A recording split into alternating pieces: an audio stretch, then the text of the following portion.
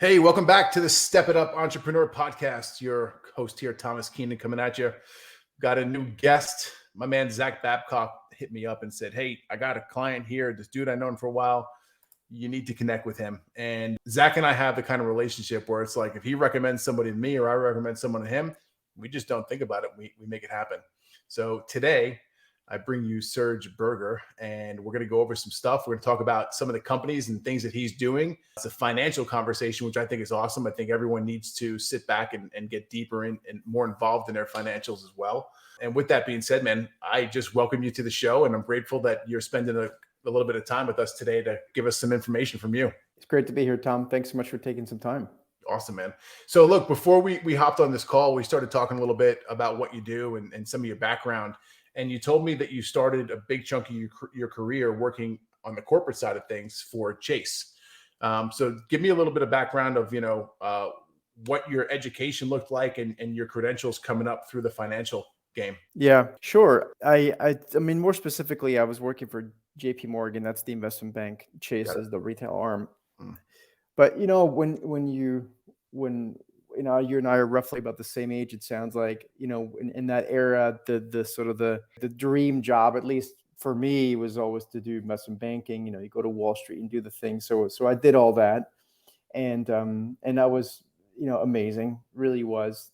But at some point, if you have an entrepreneurial gene, which we touched on before as well, quickly before the camera, you reach a point where there are things that you may want to do for clientele that it's really difficult for a big company to do that. This is not, and I'm not here talking against, my former employer, and Sure. not at all, but there are some things that they just can't do. Primarily that being client first in a sincere manner, And so that's when I launched, I've always been managing funds and investments for clients. And so then we started an investment advisory firm, Blue Marlin Advisors, and we also have a research arm, which is like for people that want to do some of it themselves, like trading research, and tools and things that we build in-house that we make available to those people. So Yeah, it makes a lot of sense. I've got a past client of mine who, it's one of those things where a lot of my clients turn into good friends because we communicate so often and wind up doing life together. His name's Jason Graybeal, a really successful guy. He's out of Oregon, and same deal with him. So he's an insurance broker, but he was a captive agent for years. He did well, but he could only sell one product because I don't know if it was State Farm or Allstate that he was representing at the time. Did well with it, but got to a point where he couldn't offer his clients the solution that was best fit for them because he was locked into this box of that agency. So he wound up selling that business, and his friends and family looked at him like he was absolutely nuts. Because here's this guy, he's young, he may have been married or started having kids at that point, but he's literally selling a business that's printing him money every day. And they couldn't understand, like, hey, why are you getting out of this? Why are you selling this business kind of deal? And he also understood that there was a tremendous upside potential if he can go and actually offer his clients exactly what it was that best fit their needs. So he sells this thing, right? Walks away from it. And in the interim, goes and starts another brokerage, insurance brokerage, and starts selling the products that his clients really need. And if you look at him now versus then, like everyone had this picture of Jason, like, oh, Jason's already successful. He's doing these good things. He's a business owner. That Jason versus the Jason of today are two different things. And like the dude just puts in the work and is able to really do amazing things for his clients. And the other cool thing is I've watched him now develop into a leader who leads his team into just awesome, amazing things. So I understand what you're saying, like, hey, I kind of was handcuffed by the corporate structure and I wanted to offer more stuff to my clients. I love that, man. I think that is entrepreneurial right there, if you ask me. So here's my question. Coming from the corporate game, moving into the entrepreneurial space, what were some of the challenges that you faced? Lots of challenges. I mean, the Wall Street kind of outfit is very different every field's got its own thing, right? So, but there's actually quite a bit of playroom within, if you work in an investment bank, you believe it or not, there's a lot of actually opportunity to be entrepreneurial. But I think the biggest thing is just trying to make it rain somehow, And you got to, I mean, it's just like you wake up in the morning, when you go to work for someone, especially at a bank, they pay you a high salary. So it's like, you don't really have to worry about anything. But I remember sitting there, I remember it was like January of whatever year that was, 14 years ago, something like that. And I just stood there in my morning robe in January. I was like, no phone's ringing, I got to figure something out. So it's just the getting going part, and then you got to figure out structure. And obviously as a business coach, all that. That's always challenging because now you're not just doing one job, doing all of them. like you're doing all of it, twice. Yeah. Whereas when I was at the JP Morgan, I just had to trade, Yeah. That's a hard job, but that was the only thing. Yeah. But you were focused on that one thing. Yeah. And so you have to learn how to delegate, which I'm sure that's something that you focus on. But I feel like, this is probably a question to you as well, but there's multiple schools of thought here. I have always believed in anything I've ever done, a lot of it just I have to start it myself. I've always had a difficult time. In fact, it's just never worked for me to rely upon someone else to start something. Like I needed to always start the engine and then maybe hand over the wheels. And that's really kind of the bigger question is, how do you start? Do you just throw stuff against the wall and see what sticks in the beginning, which is my approach? Or do you try to get everything ironed out to the T, and maybe that takes you 100 times longer, and then you launch it, and then of course, in my experience, you risk it not working. Whereas if you threw 10 things at the wall in the meantime, something probably stuck. Yep. What's your advice you give people on that? Yeah, throw the shit against the wall. Exactly. Yeah, 100%, 10 out of 10. Yeah. And then I have a methodology behind it, right? Because before going back many moons ago, I was a custom car audio installer, right? So I installed audio systems and electronics in vehicles, and I did the same thing. I was a very skilled technician who had I went and spent money. Like I didn't go to college. I went to trade school for this. So my abilities and the use of my hands was extremely high and well put together. I'd have people come to my store and say, hey, I want you to do this or create this or make this happen. And I never told them no at first because any person that walked through that door, I needed to get money from them because I was screaming and dying for money at that point in my life. Right. So in those instances where we're in a position where it's like, hey, we need money, we tend to say yes to everything. Yeah. And it's not necessarily a bad thing at first when you first start the company, because you have to explore, you have to figure out what it is and find your niche and find what you actually like doing, find out what you don't like doing. But what winds up happening is now every job that came in that front door wound up being a custom job. And if you have every single job that's a custom job, it's really difficult to start designing systems and processes around custom one-offs, right? And I had to learn this many years later after I failed that first business is when I finally learned like, oh, now I understand the mistakes that I made in that first business 5, 10, 15 years ago. But here's the methodology that I use. And it's called the G3 method, right? Number one is you have to get it done. That's you taking the initiative and kickstarting it and figuring it out and saying, hey, is this worth a shit or is it not? Right. So get it done. It also gives you a decent understanding of how to do it. You may not have to be the expert, but you get a good enough idea of like, okay, I can make this work. Step 2 of that is get it documented. Right. So if we actually find something that works and we're starting to build a little bit of a system for it, get it documented. And it doesn't have to be any crazy documentation. It doesn't have to be a employee handbook with 700 pages of documentation. Give me a 5-step checklist of, hey, this is what we do, step 1 through 5 of how we do whatever it is you're doing. And finally, the third piece of that is get it delegated, right? So get it done, get it documented, get it delegated in that order. It sounds simple, and it is. It's not easy. But if you follow those 3 steps, you can scale a company, right?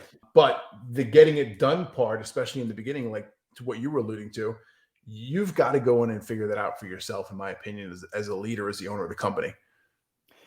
I think, what I've always found to be the most difficult part about the G3 that you say is the starting it is one thing. I think if you're an entrepreneur, you're going to do it. You have to do it. That's just what you do. The documentation part is possible. The delegation part, there's a step between step 2 and 3. Between G's 2 and 3, and that is having enough money to pay the dude. Yep. And that to me, and we're still, to this day, even our investment companies are highly profitable to clients and everything's great. There's always that discussion. How much can we pay the analyst we're hiring or whatever? And that is something that is, I think, not focused on enough, when you talk about scaling something. Mm-hmm. Yeah, I agree. There's other methodologies to it as well that I work with all my clients on. And like one of the things that we do, you come in and start working with us. Like, I don't care what coaching programs you've been through. I don't care if you've done this exercise in the past before. It's irrelevant to me. I'm going to force you and hold your hand to the fire to do a 2-week time study. Right? Literally write down every single thing you're doing for 2 weeks and break it into 15-minute increments. Doesn't sound like fun, and it's not. But after about day 3, you get a really good idea of where you're spending your time. And this is you're writing down both personal and professional. And this list is for you. I don't expect you to share it with anyone. This is a list for you to kind of self-reflect and see where you're spending your time. Mm-hmm. From there, we have different buckets that we use, and these buckets have different dollar amounts. Right? We have a $10 an hour bucket. We have a $100 an hour bucket. We have a $1,000 an hour bucket and a $10,000 an hour bucket. And what I find is that most small business owners are spending their time in that $10 and $100 bucket. And that's just like, it's stuff that's necessary for the business to operate.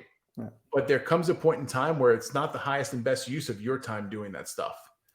And that's exactly a lot of right. admin work. Yeah, no, it's totally true.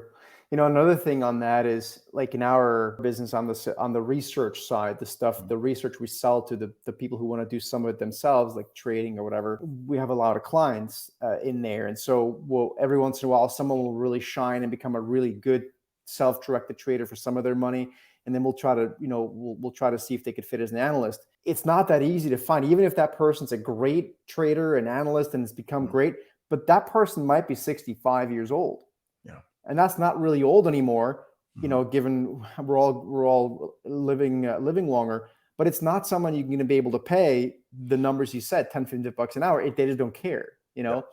So you have to then, there's that mismatch of how much can you pay and what's the right kind of person. On the other hand, if you find the kind of person that is $10 to $15 an hour, it's probably some young whippersnapper with very little experience. So you have to go to, so there's that whole thing, right? That you have to.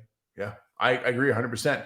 But here's the deal. If you can get someone to take some of the slack off your plate for the low level activities, it allows you to focus more time on the stuff that's really going to push the needle forward for the business. Look, I mean, what you're dropping here is total gold. So I can understand why someone would listen to your podcast for sure. I mean, this is huge. And I tell you, there's probably, I'm just totally spitballing a number here, but I wouldn't be surprised if 5 out of 10 businesses that don't make it work fail right there at that point. Yeah. Yep. For sure. I mean, it's huge. Yep. I've done it personally. Sure. No. And me too. I've gone to the point in the beginning, especially where you're getting real. It's like an airplane. Yeah. You're trying to take off, gotten real close to touching back down and hitting the floor by accident. It happens. At some point you catch flight because you learn these things. But you're right. I mean, that's huge. And when I think about our world, where my day job really should be, and it's the more money never sleeps, right, as the saying goes. Yeah. So really, my day job should be just analyzing these damn markets all day long. But in reality, guess what? There's 50 other things to do, right? Mm-hmm. So you have to delegate, like any business, whether it's installing electronics in cars or running money, whatever it is, or if you can't delegate, it doesn't work. I mean, think about, and I hate to quote people that everyone knows, but it's become a bit cliche, but think about an Elon Musk. I'll do it the last time and only time I mention his name, just because it's cliche to mention it, but tremendous. If you think about all these companies, the guy's firing rockets up into space, Twitter. I mean, it's a bazillion things. You can't do that if you can't delegate. Like, he does it at a whole nother level. He delegates 1,000 people at a time. Yeah.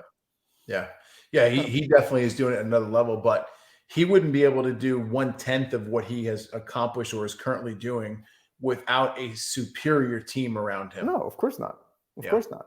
But that's the key. If I look at all the mentors or people I know that have done really well for themselves financially, there's been a couple of things, aside from their personal lives, and there tends to be some sinking there too. But really, it's you start somewhere with a core business where you are delegating, you build that really core team, and from there you start branching out. Because if you don't have, like, I know a lot of people, they start, a company a year, like for no reason. And they might be related companies that different legal structure for really no reason, just because like there's one guy they don't like to work with or something like that. So they have like 50 different companies and nothing's really centralized. There's no core function where they can actually delegate from. So you can very quickly make it a big mess, So yeah, I agree with that tremendously as well. It can definitely become real messy if you do it that way. So talk to me a little bit about, because I know you've got a couple of different companies here. Give me a little bit about, what you have in the different companies, what the offerings are, and how they help people. Yeah, I mean, I genuinely believe that if you really want to help people, that's like pretty much the first thing. If you don't have that, you can't make money, right? I mean, that's just the bottom line. So, like when I left JP Morgan, I really started off with essentially a client roster, because when you work at an investment bank, one of the things you do, whether you're a trader or investment banker, and I was kind of in both of those, what you do is you have a set of clients and you basically talk to them. Right now, the way I did it, you basically through something called a Bloomberg terminal, I wrote up a morning note. And because I was based in Europe for quite a bit of time, I would get this great information from our analysts, but those analysts, like English was their second language, so they'd be like Italian, French, or even English like from the UK, but that shit wouldn't translate into my US clients or even my clients in Switzerland who were more international. So I just took all that research and I made it bite-sized, but I made it funny. So I made it serious but very funny and witty, like kind of like almost like a Seinfeld type thing. Yeah. And so what I realized is after like 2 years, I started checking, like, I don't know why I never checked before, like how many people were opening that. And these were like big chief investment officers of like huge investment companies. And like 90% of these people are reading my shit every morning. I'm like, what the hell? And I was young. I was like 26. I was like, why are they reading my shit? So then anyway, when I ended up leaving JP Morgan, I took that and I started basically growing a newsletter business, just my research. And then that snowballed into everything we have now. So it started off with research, or just kind of redistributing research, like our ideas about, this is a good investment, this is a good trade. It started off more on the trading front, then developing our own tools, which I took all with me in my head, of course, through JP Morgan. So we have all sorts of market analysts, proprietary tools. And then ultimately on the back of that, we bolted on an investment advisory firm. So, people typically trade or invest with maybe 20% of them, trade with 20% of the money, but really the rest is like the serious money. They either give that to someone else to do, or they just put it into a mutual fund, which is usually a bad idea. So we usually try to say, listen, you're trading with some of it, you've got our trust, or vice versa. And, we should really help you here build solid portfolios for the longer term as well. And there's usually a chasm there that has to be overcome, because they think long-term means like buying a mutual fund and holding it for 30 years. It is absolutely not the case. So you have to kind of bridge them over, from the crazy trading world to, okay, we're still going to be doing something in here once a quarter, once a month in this portfolio, but this is none of this crazy roller coaster. This is going to be shit that grows 7, 8, 9% a year, and then you have the miracle, the Einstein called it the eighth wonder of the world, compound interest, right? Compound interest, yep. Compounds of anything is amazing, right? Yeah. So anyway, so that's what we do. But it's what's, and I'm sure you talk to your clients about this as well. It's really where the rubber meets the road is when you care. Like if you don't care and it's really just, you just try and do sales. But if you care, it shows. Like it really sincerely, through your voice, through your video, through whatever it is, it does show. It can take a while. Yeah. It's the difference between transactional business and actually caring. And it's the main reason why I wound up getting out of my second company, which we installed GPS tracking devices in commercial vehicles. And it got to the point where the federal government got involved and mandated this thing called an e-log, electronic logbooks. So before e-logs were mandated, over-the-road truckers would have this paper book that they would write all of their logs in to say, hey, I worked this many hours off, this many hours on duty, off duty, all that stuff. And a lot of these guys would cook the books because they would drive longer than they were supposed to, and some big accidents happened, and it really wasn't good, but also it wasn't terrible for these guys because they made good money. So the federal government got involved and said, hey, all you truckers who have these big, heavy trucks, over-the-road trucks, or you carry a certain amount of weight per day, you now have to have this electronic logbook installed in your vehicle. It's mandatory. And if you don't do it, there's going to be a $14,000 fine per infraction.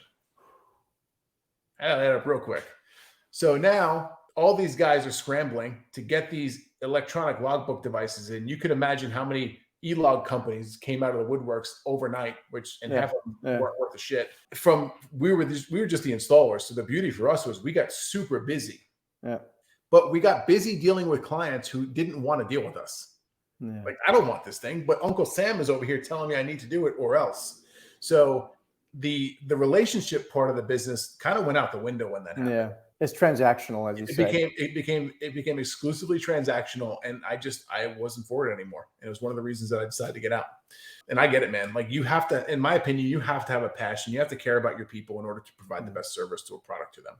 And there is huge. I mean, and just thinking of you as a business coach, I mean, there is huge opportunity to take something from, we talked about my sort of path, whatever one did on the corporate front, and carving out a niche and doing that on your own. Like there's a huge thing that happened over the past 20 years in my business where if you had, I think the threshold used to be quite low, and low here is in parentheses, I think it's somewhere around $2 to $5 million. If you had that amount of money and you brought it to a bank, they would give you personal, like pretty much active investment advice. They're not going to day trade with you because that's silly, but they will really tailor it. Well, that got lifted to about 10 million, 15. It's probably now closer to 20 to 30 million. So unless you go to JP Morgan or Goldman Sachs with literally $30 million, and they'll include other stuff, and then maybe you have to let them manage your real estate, whatever, right? Unless you have that money, you are not going to get tailored advice. So then you have all these people that are now sitting there like, well, I used to get a personal advisor. Now I have, model A, B, and C that they're giving me, and I'm bringing them $20 million. That's ridiculous, right? And then on the other spectrum, you have companies like SoFi and all these robo advisors, which are really doing the same exact thing, except they cost much less. Yeah. So it basically leaves all these people that used to get great tailored advice with none of that. Like, you can talk to Betterment or all those robo advisors or even Schwab. They're not giving you personal advice. Like, they're giving you very much, bucket, as you alluded to buckets before, bucket ABC. Maybe they'll have a guy who's going to, if you have a question, they'll ask you, he'll be there, but there's really no advice anymore. Like, that business is basically dead. So then what happened, you have all these, especially during COVID, you had all these, I call them underwear traders, people that, looked at a chart and decided to become trading coaches. It was laughable and quite frankly, arguably maybe even criminal to some extent, to pretend like they're giving advice, but they can't because they're not licensed in any way. They have no experience. So there's a huge need in my particular area to actually give people tailored investment advice if you can actually do it. So I think that's an easy way to get started as well. If you have corporate experience or any experience anywhere, you figure out, as you say, where there's a niche. Yeah. So it's interesting. And I get that totally. So there's a piece here I want to connect the dots for you and for the listeners too. I know a gentleman here in Dallas who many, many years ago started a lending business, and he basically lends money to people who need to buy commercial trucks or want to add vehicles to their commercial fleet. He's got a very specific clientele that he works with. And like you, he saw there was a gap. These people don't have enough capital. They're not a large enough company to go and get serviced by the traditional lenders, or they may not meet the criteria. So he said, okay, let me go open a company and I'm going to service these people who fit this specific niche. So they got to be in business for 3 years. They have to have 5 trucks or more in their fleet, and they have to have a credit score of 700 or above, right? If they meet those 3 pieces of criteria, we're going to go behind the big banks and we're going to collect all the breadcrumbs that they drop and turn them into raving fans and clients of ours. And this guy has taken the business and turned it into, last I spoke with him, he was doing over $100 million of gross sales a year. So there is a lot of power in coming behind these big organizations and banking institutions and capturing some of their crumbs, their breadcrumbs. Because some of these companies get so large and just we were referencing JP Morgan before, it's such a behemoth. It's and I don't know how financially detailed we want to get in a podcast like this, but there's it's JP Morgan literally is the world's balance sheet after the Fed. Like, if the Fed is the lender, like pretty much after that, there's JP Morgan. So it's a massive, massive behemoth globally. And so the crumbs they leave are like boulder size, Yeah. But you still, I mean, it's still hard, right? That this sounds easy in theory, and it's all, this is kind of like I have a Tony Robbins book over here. This is the Tony Robbins part. Then you got to get shit done, right? So it's Yeah, still for hard. sure. It's actually very hard, but Yeah, at least that's a good starting point. for sure. So how are you helping your clients who want to come to you who don't have 20 or 30 million dollars to invest? What does that look like? They come to you and it's like, hey man, I got an extra 50 grand laying around. Do you want to work with me? Like, is that enough for you to work with somebody, or is there a higher bar that they got to come in with? Yeah. So I mean, typically for people, a lot of people typically come to us from a self-directed investor's perspective. Mm-hmm. Yep. So what that means is they have some money, whatever, and we can talk about amounts later, but they have some money, and a lot of them tend to be a little bit, they've been sold to the dream, right? Of that it's easy to make money in the markets. It's not, it's very difficult. It's been not the right picture that's been painted to a lot of people over the past decade, because markets have not gone straight up for 10 years, 12 years, and now they're recovering again this year. So, there are usually stretches in the markets of 5 to 10 years where everyone loses money. And we haven't had that in a long time. And so people tend to be full of hope right now. So the first thing we try to do is we give them some tools. This is more on we have a company called thesteadytrader.com. It's www.thesteadytrader.com. That's where they get research from us, trade alerts every day, tools, depending on what they want to do. There's all sorts of different stuff. And then once you get them to understand how things work, and they quickly understand that, yes, I can do this maybe with some of my money, but really I do not want to take all my money and do this with, because it's way too risky, and so on and so forth. And then we start to get into the discussion of, listen, let's look at the money that you really don't want to risk, like the majority of your money that's either it's sitting at a 401k at your employer, maybe it's an IRA that you have, or a lot of retired people, a lot of retirees tend to be very full of hope. They're like, oh, I'm going to retire now, and then I'm just going to trade the stock market. Yeah. Well, you don't really want to do that, because you're never going to play golf. You're not going to see your kids anymore, your grandkids anymore. And then you have losses along the way most of the time. And so they very quickly say, okay, listen, yes, let me trade a little bit, but really let me give the money to someone else. So that's usually what happens. And then you take care of the majority of them. It's when for the investment advisory business to make sense, you really have to have more like 150 to 200,000 to start.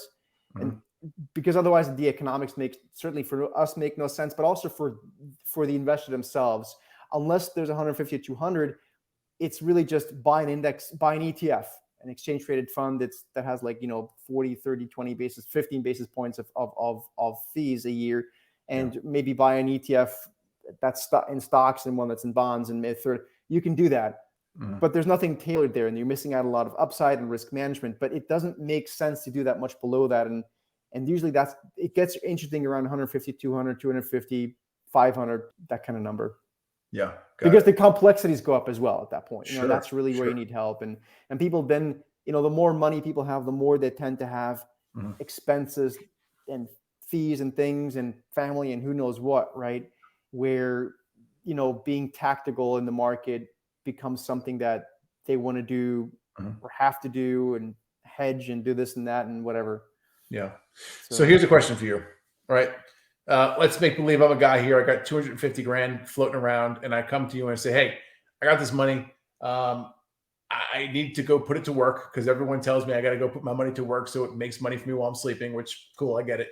As an advisor, what is your process, or what's your typical path? What are the kind of questions that you think any other good advisor should ask their potential clients while bringing someone on to take that money? A lot of it is risk tolerance and expectations.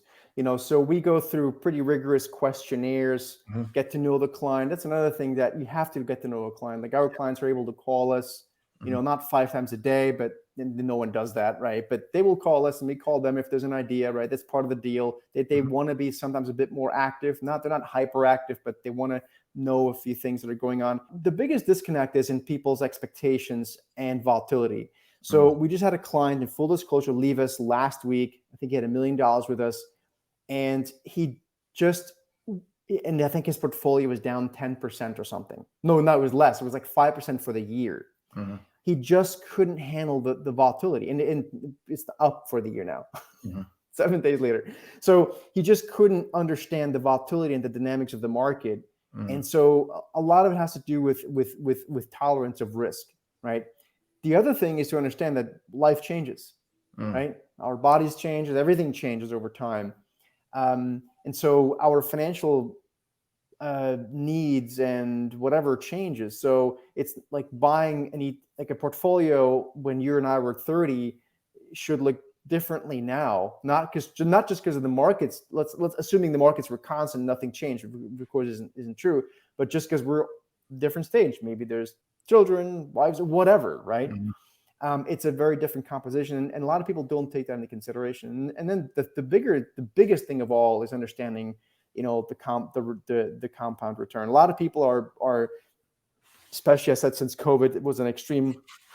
Everyone was trading, bitcoins and monkey coins and whatever, Yep. and it's very easy to get lured away by the shiny object. Like it's shiny object syndrome, right? Where you see, well, this coin just went up 900 times over the past 2 hours or 2 days or 2 weeks. Why am I doing that shit? Why is my guy having me in bonds or a few boring stocks? Well, it's because, if you look back, the volatility, it's back to where it was before COVID. So no one made money, right? So, the diversification there is the most important thing. People have got to learn to diversify. And, you can look at famous people, not to quote more famous people, but Warren Buffett is a good example of diversification. Sounds boring to a lot of, particularly the younger people or even older people. They say, I don't want to diversify. You just put me in all stocks. What they haven't seen now in 12, 13 years is when things don't go up all the time. And we're probably about at that cusp where that's just about over. And it's maximum greed at the moment. So diversification. Yeah, got it. Even from a business perspective, Tom, and I'm sure when you talk, as a coach, I would be surprised if you don't tell people to diversify to some extent, right? Depending on the circumstance. Yeah, for sure. Even so, more like, going back to the earlier conversation, we were talking about bringing that person on, that delegation. And this has something to do with diversification. So stick with me for a minute. Oftentimes when we start the business, we start bringing people on who are generalists. Like, hey, I need another warm body over here who has the ability to answer the phones, send out a pretty well-written email, who can communicate with clients decently. Oh, and by the way, you can help me analyze and run some numbers for this Excel spreadsheet over here too. And that's, in my opinion, the way I think of it is we have to bring on these people who are generalists, who can do a little bit of everything. There comes a point in time in most businesses where we have to evolve from looking for the generalist and going out and looking specifically for the specialist, right? So it's like a fulcrum point in the business growth in my experience too. So I can see that kind of aligning with having to go out there and diversify a bit more as well. As far as diversification is concerned, we talked a little bit about crypto. We made some off-color jokes here about, Bored Apes and Shiba Inu coins and all that stuff. Like, what's your thought there? I mean, are you guys advising and helping any of your clients in that aspect as well, or are you sticking to more traditional markets? No, I mean, I'm not a crypto expert, but we certainly, again, it comes down to diversification. Like, I mean, and this is where what an investment advisor is a fiduciary. So that means we have to care about the client and the client's best interest. Not my former life at JP Morgan as investment banker, no fiduciary. It's like, we got this shit, we got to sell it, and everyone's a target, right? Maybe for better or for worse. And maybe another time we could talk about some very specific, crazy stories that I think actually everyone would be interested in about when we had the great financial crisis. Did you ever see that movie, The Big Short? I have. Yeah. I mean, that's literally, when I watched that, it was like someone was sitting on my shoulder, and it's all 100% exactly how it was. But no, I think there is a case to be made for some of the crypto stuff. I tend to think more, because it's still a very new industry. Yeah. So, it goes back to the volatility question before. When you're buying an NFT or whatever, the volatility of that is like, 80, 90, 100, and may not mean that much for people, but it basically means that it can go from 100 to 80 down to 20 in like no time. And that's actually what's happening. Bitcoin went from 65,000 to 15. That's insane. Yeah. So you have to take that with a grain of salt. But no, I mean, listen, I think there's wine, and people invest in wine. We got a guy that invests in cars. Yeah. I mean, you have all that, right? I'm not an expert there, but we know where to put people there. In the crypto space, we specifically, I do think Bitcoin, there's a case to be made for it. But again, it's not 100% allocation. It's some money because again, it's the diversification. If you Correct. have Yeah. That makes a lot of sense. It's like, hey, look, we're going to put most of your funds over here, traditional stuff as far as, stocks investments are concerned. And that's where you guys expertise lies. But you know what? Hey, let's put, 8, 9, 10%, and let's go drop that in Bitcoin or Ethereum or Sure, something. exactly. And then it depends on the client, right? I mean, it's not something we force through on them. So, and then there's some guys who would like to be more active. So some people will call us. We have a monthly or a weekly or every other week we have a call where we either call them, they call us with an idea. It's like, hey, what do you think about this? We've got this, And the great thing about being an investment advisor, now remember, there's Blue Marlin Advisors, which is the investment advisory firm where you manage people's money. Mhm. And then there's just the research part at thestudytrader.com. And so the great thing about when people subscribe to a newsletter, and I'm sure you've seen financial newsletters before, the problem is they can't actually give you advice. So we can't give advice. Like I can't tell you, hey, Tom, I know all your whole portfolio, every single part of your financial world. You should buy X amount of this stock, right? Because it represents Y percentage of your portfolio, right? An investment newsletter can't do it, and if they do it, it's illegal. Just so you know. So if anyone out there has a financial newsletter that does that, that's not legal, right? Because they're not right. It's a publishing exemption company. On the investment advisory side, that we can do that, and that's again really what I'm now doing. What JP Morgan wouldn't do for anyone below 30 million now. You can actually give people advice because you're registered to the teeth. We have to have Series 65s, and Sure. That's a lot of.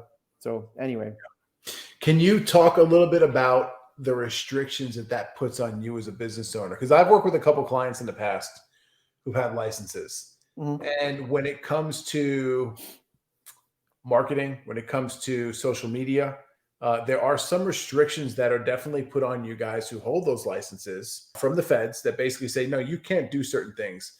Can you talk a little bit about that and how it's, because your marketing strategy compared to a traditional small business owner has got to be different because of that. Can you tell me maybe some of the struggles you bumped up against because of it? Sure. So on the research side, so again, that's if you, Tom, say you want to become a bit more self-directed investor, you want to buy some ETFs, or maybe you want to trade, right? That's that part. The only thing there that's the big thing, that's where the FTC comes down hard, is if you start making claims and if you start making statements like you can make this much money. It should never be that. It should always be like, we have a process that is great. And if you want to talk about how much money you made yourself, you can. I find that always a bit pretentious, but you can measure things. So like if we send out trade alerts, which we literally mark, I'm gonna where's the stock now, X price, send out a trade alert, and then we close it again. We can actually build an internal track record based on that. That's fully legal. Got it. You just can't give advice. That's the big thing. On the investment advisory side, that's even more regulated. You just have to be careful about marketing a track record, really the same way, although there you could probably substantiate it. But it's just, for us as the funnel is people come into on the research side, the studytrader.com, as self-directed traders, investors, and then we will introduce them as an idea to Blue Marlin, where the problem really comes, and this goes to the core of your question, we can't pay a fee. So our investment advisory firm, Blue Marlin Advisors, cannot pay a fee to the Study Trader for bringing a client over. That's unless the Study Trader was a registered company. Now, of course, or has registered people. Like, of course, in my case, I actually am registered. I run both, right? So, but still, you don't want to do that. You want to make that very clear, separate company. Here's research, here's advice. But that actually, and I've seen people in different industries do that. For example, a buddy of mine used to be the second best U.S. amateur, the number one U.S. amateur in golf in the United States. Right when Tiger became pro, he became number one. And he has a school of golf, like a golf license thing under the PGA probably at this point. But then there's also subscription businesses. So there's a lot of great ways you can make money that way. Yeah, it makes sense. So what's like the single best piece of advice you can give someone who is either just getting into investing or maybe be in the game for a bit? Like what's the biggest thing you can tell someone? Let's make it a little more specific. If you had to go back and tell 25 or 30-year-old you what to do with investment, what would you do different? I would have been much more focused on investing than on trading. meaning every month as much as you can. And hold on, and this is not a advertisement by any stretch of the imagination, but this is a great book, Tony Robbins' book. I'm just wanted to point that out. It's called What's the title of that book? Money, Master the Game. Yeah, got it. Yep. So what happens is what I said before, it's the 8th wonder of the world, which is compounding on returns. And so I can tell you, if I would have invested a lot more, meaning like just put stuff aside, put it into, literally just S&P 500 centric stuff, but really you want to diversify it, right? I would probably be 3 times as much money I have right now. Yeah. Just because, but it's hard as a young person. You're always chasing the latest thing, and you're trading and you're this and that. Testosterone for us men comes to mind, and so that's probably the number one thing I would tell anyone. And a lot of people who are our client base, which tends to be sort of 45, 50 plus, there that's even more important. It's not more important, but it's equally important, because what they don't want to do is gamble away what they have. Mm-hmm.